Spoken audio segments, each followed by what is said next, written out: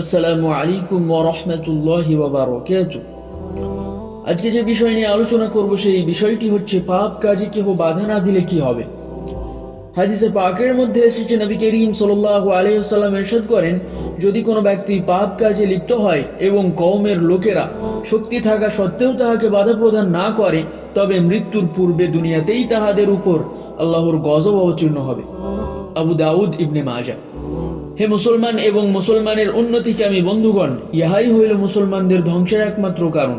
প্রত্যেক ব্যক্তি অন্যের কথা বা নিজের সমকক্ষ ব্যক্তির কথা বাদ দিয়ে আপন পরিবার পরিজন, স্ত্রী পুত্র ও অধীনস্থ লোকদের প্রতি একটু লক্ষ্য করিয়া দেখুন, তাহারা কিরূপ প্রকাশ্য পাপ কাজে লিপ্ত রহিয়াছে, এবং আপনারা নিজেদের প্রভাব প্রতিপত্তি দ্বারা তাহাদিগকে কতটুকু বাধা প্রদান করিয়াছেন। বাধা তো দূরের কথা, বাধা দিবার ইচ্ছাটুকু কি করিয়াছেন?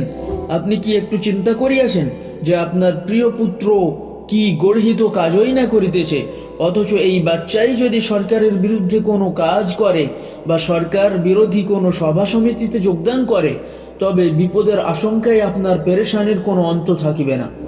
তদুপরি ছেলেকে সতর্ক করা ছাড়াও নিজেকে নির্দোষ প্রমাণিত করিবার জন্য কত প্রকার তদবির করিয়া থাকেন, কিন্তু আফসোস, আহকামুল হাকিমিন আল্লাহ পাকের নাফরমানের সাথে কি সেই রূপ ব্যবহার করিয়া থাকেন?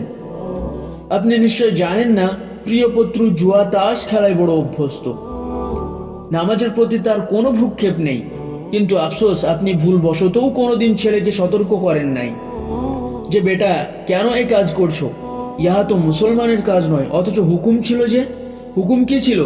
আপনি যেন তাহার সঙ্গে সম্পূর্ণ সম্পর্ক ছেদ করেন। আরো বহু লোক দেখা যায় যাহারা ছেলের উপর এজন্যই নারাজ। কিসের জন্য নারাজ?